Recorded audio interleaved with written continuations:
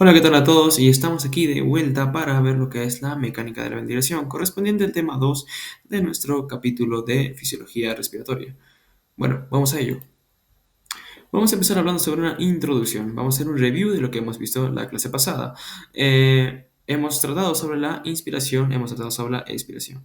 En la inspiración hemos dicho de que va a haber una presión intrapulmonar que debe ser menor a la presión atmosférica, ¿no? Dijimos que la presión atmosférica es de 760 milímetros de mercurio. Ahora, esta diferencia de presiones va a justamente a traducirse en una presión negativa. Esta presión negativa va a ser justamente favorecida por lo que es la fuerza elástica torácica, que es un concepto que vamos a ir desarrollando a lo largo de esta clase.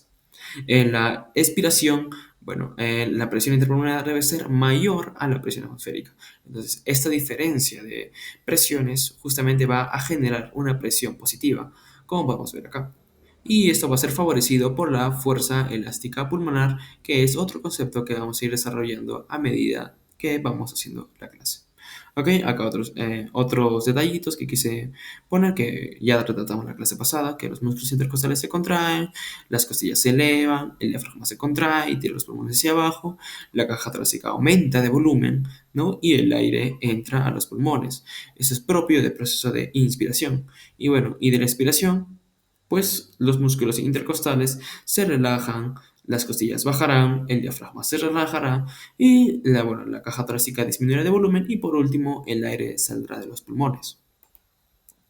Bueno, empecemos viendo un poco ya de lo que es la mecánica de la ventilación, que vendría a ser ya los volúmenes y capacidades.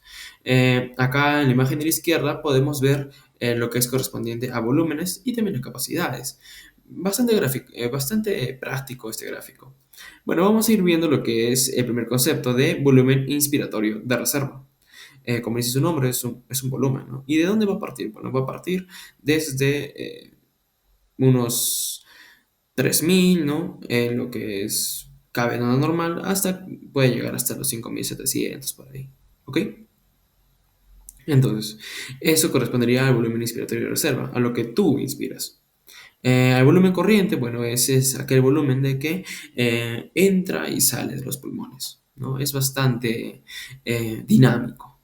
El volumen expiratorio de reserva es lo que, bueno, al momento de expirar va a quedar, ¿no? Ese es el volumen de reserva. Y bueno, por último tenemos al volumen residual, que este volumen nunca se va a expirar. O sea, siempre se va a quedar en lo que es los pulmones y se va a alojar ahí. Y bueno, acá tenemos también un gráfico justamente que va a reflejar los intervalos normales, tanto en hombres como en mujeres. Ya dijimos que el volumen corriente va a ser un intervalo correcto de entre 500 para hombres, ¿no?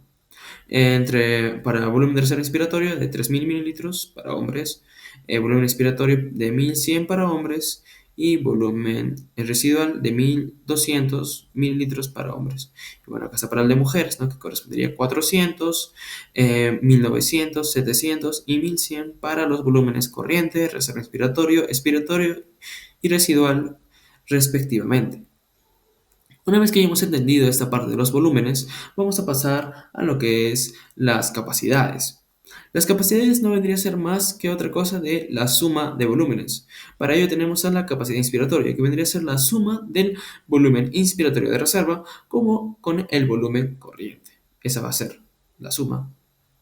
Y bueno, solamente se trataría de sumar ambos volúmenes, ¿no? El volumen corriente, 500, y el volumen de inspiratorio de reserva, que sería 3000, dándonos un total normal de 3500 para hombres y lo mismo para mujeres, ¿no? Si es que se suman ambos. Eh, bueno, luego tenemos a la capacidad vital, que vendría a ser la suma tanto del volumen inspiratorio de reserva, del volumen corriente y del volumen expiratorio de reserva. La suma de esto se va a dar la capacidad vital, ¿no? Y también si tú sumas los parámetros, tanto en hombres como mujeres, te dará el intervalo normal de la capacidad vital, que vendría a ser 4600 para hombres y 3100 para mujeres. Luego tenemos a la capacidad residual funcional, que va a ser la suma de los volúmenes expiratorio de reserva y el volumen residual. Y bueno, acá también si tú sumas los dos volúmenes, te va a dar los intervalos normales, tanto para hombres como para mujeres. Y por último tenemos a la capacidad pulmonar total, que va a ser la suma de todos los volúmenes ya mencionados. Ahora, todos esos volúmenes que te acabo de mencionar se van a medir a través de un espirómetro. a excepción del volumen residual. Ojo. Bueno, vamos a pasar a otro concepto que vendría a ser la ventilación minuto. Y la ventilación minuto se define como el volumen corriente que se va a movilizar con cada ventilación durante un minuto. Y esta vendría a ser la fórmula, ¿no? El volumen corriente, también conocido como volumen tidal, ¿no? Y por la frecuencia respiratoria te dará la ventilación por minuto. Listo. Pasamos al siguiente, ¿no? A lo que he mencionado a grandes rasgos en la anterior diapositiva sobre el espirómetro. La rama que vendría a ser corresponde a la espirometría. Vamos a ver un poco de aplicación clínica. Vamos a detectar dos procesos, tanto el proceso restrictivo como el proceso obstructivo. El proceso restrictivo se va a caracterizar por limitar la expansión pulmonar, va a reducir la capacidad total pulmonar, ¿ok? Esa capacidad. Y bueno, también va a disminuir la capacidad vital, ¿no? También la capacidad pulmonar total, se correlaciona. Y bueno, no último menos importante, va a reducir el volumen corriente y el volumen residual. Ahora tenemos al proceso obstructivo, que se va a caracterizar por ser un proceso que dificulta el flujo de aire a través de las vías respiratorias. ¿Ok? Y bueno, es justamente que ahí nos vamos a detener un rato porque quiero hacer énfasis en esto, de que el proceso obstructivo se va a manifestar con mayor presencia, valga la redundancia, en la expiración. ¿Ok? Listo. ¿De qué se va a caracterizar? Bueno, por ser un atrapamiento de aire, va a aumentar el volumen residual y la capacidad pulmonar total también lo hará. ¿Ok? Bueno, otras cositas, otros detalles que quisiera dar es de que en el proceso obstructivo hay un aumento de la resistencia, ¿no? Al flujo del aire, porque justamente disminuye el área de la vía. Hay un proceso obstructivo, ¿no? Algo obstruye y entonces va a haber esa disminución. En el proceso restrictivo, más que todo, lo vamos a relacionar con la hematosis, algún tipo de alteración en lo que es la membrana alveolar, ¿no? O la membrana respiratoria en todo caso. Bueno, pasemos al siguiente, y es un concepto bastante importante, el trabajo diafragmático. Lo vamos a esquematizar como la ley de Laplace. La ley de Laplace nos propone que la presión va a ser igual a dos veces la tensión sobre el radio de curvatura. Y eso nos va a revelar lo que es el trabajo diafragmático, o sea, todo, la potencia, todo, bueno, el desarrollo, ¿no? Que está la acción que está haciendo el músculo diafragma. También tenemos a la ecuación del movimiento respiratorio, que va a relacionar las presiones. Bueno, en el mismo, justamente va a relacionar las presiones de qué? De los valores de volumen y flujo aéreo. Y va a tomar en cuenta las características mecánicas del sistema, tanto como elasticidad y resistencia. Y bueno, no es muy importante, pero vale la pena mencionarlo. Ahora, esos dos conceptos sí son importantes, tanto la complianza como la elasticidad. La complianza la vamos a definir como la fuerza para sacar un objeto del estado de reposo a que se convierta a un objeto estirado. Y vendría a ser esquematizado por estas flechas de acá, ¿no? Entonces, la complianza podremos relacionarlo íntimamente con lo que es la inspiración. Y la elasticidad, otro concepto bastante importante que vendría a ser la capacidad de un objeto estirado de regresar a su estado basal. Lo podemos relacionar con la expiración, ¿ok? Listo. Pasemos a otro concepto bastante importante que vendría a ser las presiones y el volumen pulmonar. Lo vamos a relacionar. En este cuadro está bastante esquematizado y es bueno tomarlo en cuenta. Vamos a tomar en cuenta tres puntos clave: la presión alveolar, la presión pleural y la presión transpulmonar. La presión pleural, bueno, la alveolar, vamos a empezar con la alveolar, se va a esquematizar por esta línea de acá que estoy sombreando ahora mismo. Y bueno, ¿cómo la vamos a definir? Bueno, es la presión del aire en los alveolos. Esta va a variar, obviamente, como puedes ver, esta no es una línea normal, ¿no? Tiene curvas. Entonces, va a variar. ¿Y de acuerdo a qué varía? Pues al ingreso y la salida del aire, siendo negativa, ¿no? Negativa para la entrada del aire, o sea, para la inspiración, y positiva para la salida. Y bueno, pasemos al otro, que vendría a ser la presión pleural, que va a variar justamente igual que la alveolar, de acuerdo a la inspiración como a la expiración. Ahora, La pleural la podemos definir como su mismo nombre lo indica, ¿no?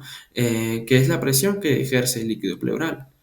Bueno, eso sería a grandes rasgos. ¿Qué podemos decir sobre la presión pleural? Bueno, de que se va a ser negativa justamente para mantener la caja torácica en expansión. O sea, luego de una inspiración tú tienes tu caja torácica expandida. Entonces la presión pleural se va a ser negativa cuando este fenómeno ocurra y se va a ser positiva para poder regresarla al estado de reposo. Y bueno, en esta gráfica está muy bien esquematizado, ¿no? Cuando uno hace la inspiración, las presiones se vuelven negativas y cuando se expira se vuelven positivas. ¿Ok? Y bueno, la presión transpulmonar, que vendría a ser el último concepto que nos faltaba, se va a definir como la diferencia entre la presión alveolar y la pleural. Pasamos a otro gráfico bastante importante que vendría a ser el diagrama de distensibilidad de los pulmones. Recordemos que nuestra caja torácica se está expandiendo y también lo están haciendo nuestros pulmones. Nuestros pulmones en el proceso de inspiración están en una constante distensión, ¿ok? Entonces, los pulmones se van a expandir por cada aumento unitario de la presión transpulmonar. O sea, por cada inspiración van a aumentar su volumen. Eso es lógico. Y bueno, esta distensibilidad de los pulmones va a estar mediada por dos fuerzas. La primera de ellas es la fuerza elástica del tejido parénquimal pulmonar. En el tejido parénquimal pulmonar vamos a encontrar diferentes tipos de fibras, como puede ser el colágeno o la elastina, que bueno, van a ejercer sus funciones de acuerdo a su estado. Pueden estar enrolladas o desenrolladas, ¿no? Y de acuerdo a eso van a ejercer su función elástica. También tenemos a las fuerzas elásticas producidas por la tensión superficial del líquido que tapiza las paredes internas de los alvéolos. Recordamos en nuestra clase anterior de que el neumocito tipo 2 es el que justamente va a segregar lo que es el líquido surfactante. Bueno, eso sería con respecto al diagrama de distensibilidad de los pulmones. Pasemos ahora a lo que es la tensión superficial, a lo que he mencionado anteriormente. Bueno, la tensión superficial va a ser regulada por lo que es un surfactante que va a ser bastante importante, ya que va a desempeñar funciones bastante llamativas. La primera de ellas es que va a impedir, ¿no? Y va a impedir que los alvéolos puedan de alguna manera deformarse, ¿ok? Deformarse. Porque bueno, tú sabes de que los alvéolos están sometidos a otras fuerzas, no solamente la tensión superficial, sino que están sometidos a otras fuerzas, como por ejemplo la que ejerce el colágeno y la elastina. Entonces, para evitar que estos alvéolos puedan llegar a deformarse, entonces para ello tenemos se segrega el surfactante que va a generar una tensión superficial y esa tensión superficial se va a traducir en una fuerza para que no se deformen los alvéolos. Bueno, eso sería bastante importante recalcarlo. Ahora, como puedes ver acá en esta imagen, el líquido surfactante no se va a disolver por completo en lo que es la superficie alveolar, ¿no? Sino de que va a permanecer en unos pequeños, bueno, por así decirlo, rezagos, ¿no? En la superficie alveolar. Y bueno, acá esto es importante, que lo que se pone en cursiva, si el alvéolo es de menor radio, mayor será la presión alveolar producida por la tensión superficial. Eso es importante. Y bueno, por último, ya para despedirnos, vamos a ver lo que es las propiedades elásticas del pulmón y del tórax. ¿Te acuerdas que en un inicio te mencioné sobre la fuerza elástica pulmonar, conocida como FEP, y la fuerza elástica del tórax, conocida como FET? Bueno, eso es lo que vamos a tocar ahora. La fuerza elástica pulmonar va a reflejar lo que ya las anteriores fuerzas que te he mencionado, tanto por las fibras elásticas como la tensión superficial. Pero acá, ojo al detalle, de que la tensión superficial va a representar el 70% de la fuerza elástica pulmonar. Y bueno, el resto lo va a representar las fibras elásticas. Y bueno, también tenemos a la fuerza elástica del tórax, que va a estar, esquematizada, ¿no? Planteada en lo que son las costillas, cartílagos, ligamentos, músculos, ¿no? Y eso es lo que se van a encargar de expandir la caja torácica. ¿Ok? Listo. En este diagrama está mucho mejor explicado. El FET puede jalar hacia el exterior, ¿no? Y el FEP jala hacia el interior, logrando de esa manera de que los alvéolos, ¿no? El contenido pulmonar no se pueda deformar. Si alguno de estos falla, pues justamente se va a traducir en algún tipo de deformación de los alvéolos. Por ejemplo, si la FED falla, es lo que va a pasar, lo que ya te he mencionado. Y bueno, eso sería todo con respecto a la mecánica de la ventilación y nos vamos a ver en un próximo tema correspondiente a la difusión de gases. ¿Ok? Listo, nos vemos.